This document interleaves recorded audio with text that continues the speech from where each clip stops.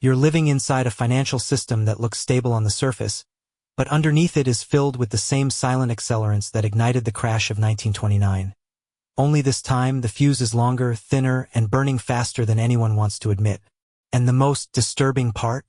In 2026, the entire global economy is tied together with invisible strands of debt that make the old world of 1929 look almost simple. The crash back then was a cliff. Today, it's a spiderweb, and one snap in the wrong place can bring the whole thing down.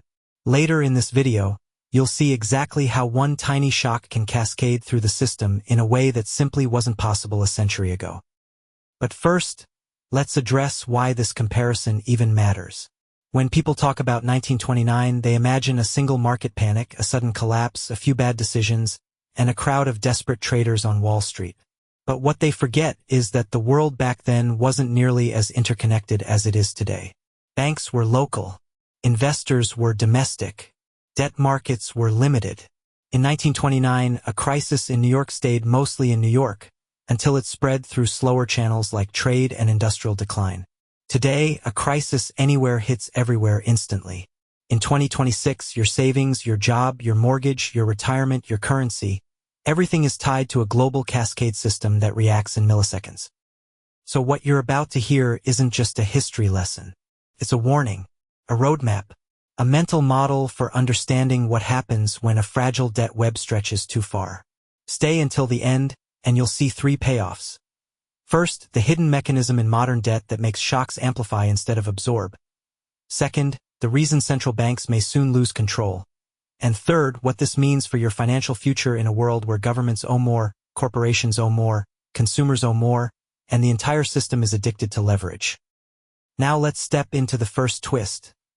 The idea that 1929 was catastrophic because people couldn't see the bubble forming. But in 2026, the bubble isn't hidden. It's normalized. Debt has become the oxygen of the system.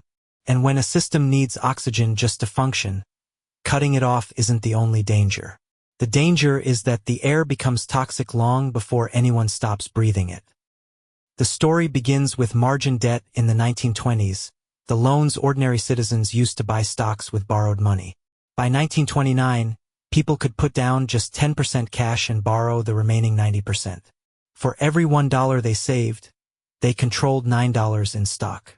The system created the illusion of wealth, until the day the market dipped and margin calls forced investors to sell their positions at the worst possible moment. It was a slow-motion avalanche.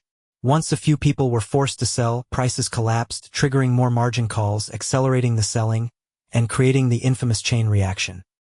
But here's where it gets strange. Margin debt in 1929 was powerful, but the web was simple.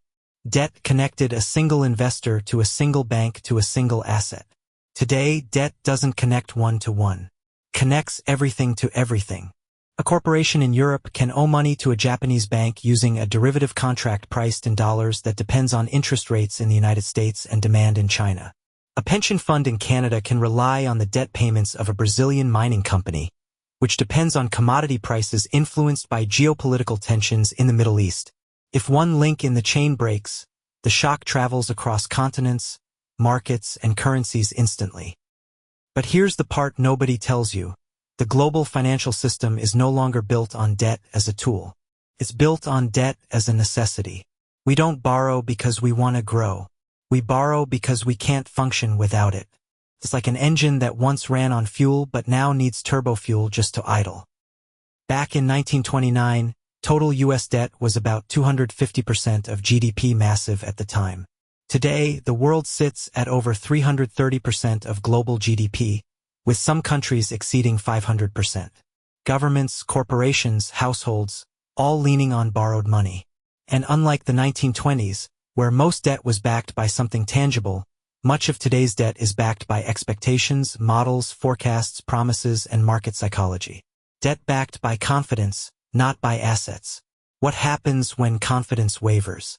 What happens when expectations break? This is the dangerous part. In 2026, even a small increase in interest rates can destabilize the entire structure. Because unlike 1929, when debt was concentrated, today's debt is layered. Governments owe debt to banks. Banks owe debt to other banks. Consumers owe debt to lenders who package that debt into securities sold to investors who then use those securities as collateral to borrow even more money.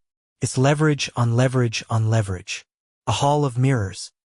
Think of the 2026 system as a spiderweb stretched too tight. One vibration, a rate hike, a default, a currency shock, can travel through the web faster than anyone can react. But what happens when the web is so interconnected that even the rescuers are caught inside it? Let's revisit a story that feels eerily familiar. The collapse of the German bank Danube Bank in 1931. It was triggered by a single corporate default, the collapse of the industrial giant Nordwohl. One company fails, one bank panics, depositors rush to withdraw money, foreign investors pull out, and Germany collapses into a banking crisis. Back then, the connections were limited. Today, think about how many links would snap if a major corporation went under. A default by a large company in 2026 wouldn't hit one bank. It could hit thousands of institutions, investment funds, bond markets, swap markets, payment systems, and even government budgets. The shock waves would ripple not for months but seconds. But here's the turning point. In 2026, debt isn't just financial. It's political, economic, social, psychological. Citizens expect low interest rates. Governments rely on cheap debt to fund programs. Corporations rely on cheap debt for stock buybacks. Consumers rely on cheap debt for housing, cars, entertainment, survival. The world has built a lifestyle and an economy around the assumption that debt will always be available and affordable. Now ask yourself, what happens if this assumption breaks? What happens to your job if your employer can't refinance its loans? What happens to your savings if your bank is exposed to bad debt? What happens to your mortgage if rates climb again? What happens to your currency if your government can't roll over its obligations? What happens to your retirement portfolio if bond markets seize up? Let's explore a scenario that feels increasingly plausible. A sudden loss of confidence in government bonds. In 1929, the crisis was primarily in stocks. Bonds were stable. Today, government debt is the foundation of the global financial system. Banks hold it. Pension funds hold it. Corporations use it as collateral. Traders use it for leverage. If government debt becomes unstable, the entire architecture shakes. Imagine a single large country announcing that its deficits are spiraling. Investors demand higher yields. Bond prices fall. Banks holding those bonds see their balance sheets weaken. Their credit rating drops. Their borrowing costs rise. They tighten lending. Corporations can't refinance. Consumers lose jobs. Defaults increase. Banks weaken further. Governments step in with bailouts, borrowing even more money. Investors panic. Yields rise again. A spiral begins. This is the feedback loop that simply did not exist in 1929. The modern debt system amplifies shocks the same way a microphone amplifies feedback noise into a deafening screech. But here's what makes 2026 even more fragile. Derivatives. These invisible contracts connect trillions of dollars in obligations.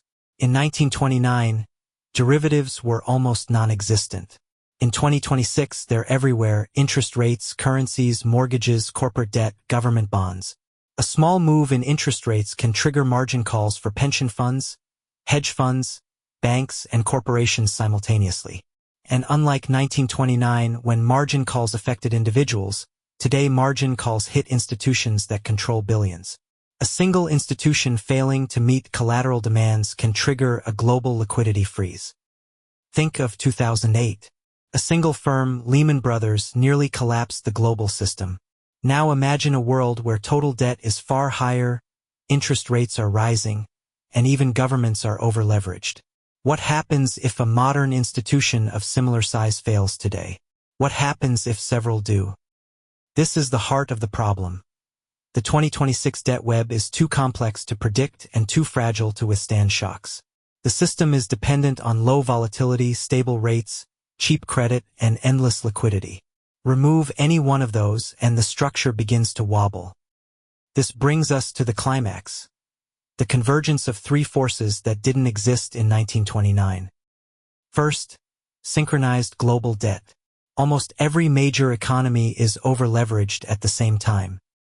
Second, central bank exhaustion. Rates can't go much lower. Balance sheets are bloated. Tools are limited. Third, political fragmentation. In 1929, countries eventually came together. Today, geopolitical tensions undermine cooperation. Add these together, and you get the perfect storm. A world where governments need more debt, but can't afford higher rates. Corporations need refinancing but face tightening conditions. Consumers drown in loans, and banks hold trillions in long-term bonds that can lose value overnight. It's the most delicate financial structure humans have ever built, and it's balanced on the assumption that nothing will go wrong. But history shows something always goes wrong. In the end, you need a simple mental model. The difference between 1929 and 2026 is the difference between a collapsing house and a collapsing skyscraper.